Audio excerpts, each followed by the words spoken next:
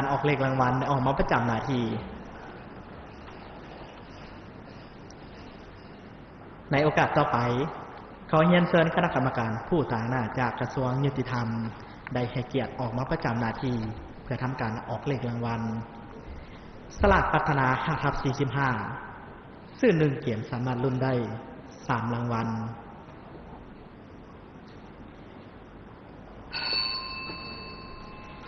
รางวัลที่1ต้องถูก5หมายเลขจะสลับอยู่ตำแหน่งใดก็ได้มูลค่ารางวัลเริ่มต้น1ซื้อ2ห้อย50ล้านกีบรวมนี้ของรางวัลสลากพัฒนา 5/45 หน่วยที่1ได้แก่หมายเลข32หมายเลข32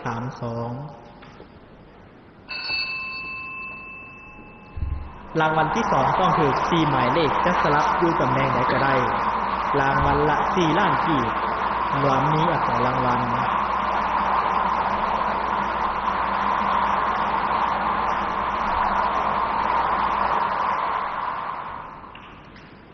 หน่วยที่2ได้แก่หมายเลข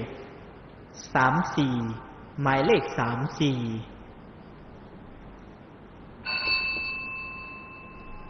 และรางวัลที่3ต้องถูก3หมายเลขจะสลับอยู่ตำแหน่งใดก็ได้รางวัลละ 52,631 กีบรวมนี้ของรางวัล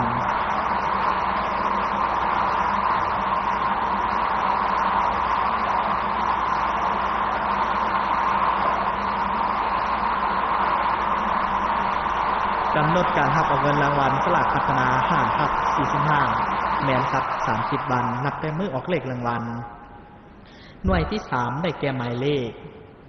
12หมายเลข12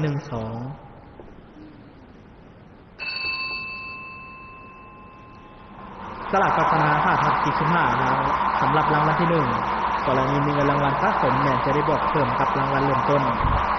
แบ่งปันรางวัลตามจำนวนของผู้ถูกรางวัลตัวจริง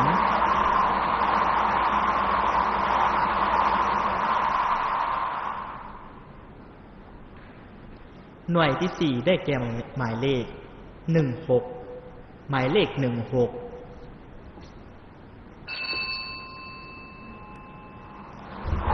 สลากพัฒนา 5/45 นำใส่หน่วยบาททั้งหมด45หน่วยบาทในการเสี่ยงเอา5หน่วยบาทมาเป็นผลการออกเลขรางวัล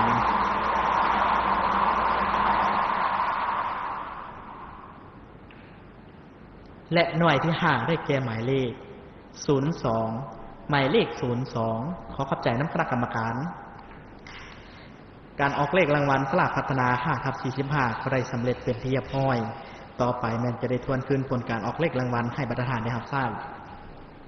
ผลการออกเลขรางวัลหวยพัฒนาประจำงวดที่62ออกครั้งที่3เดือนมิถุนายนปี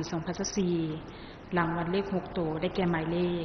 881399 881399เลข5ตัวได้แก่หมายเลข81399 81399เลข4ตัวได้แก่หมายเลข1399 13ท่านผู้ชม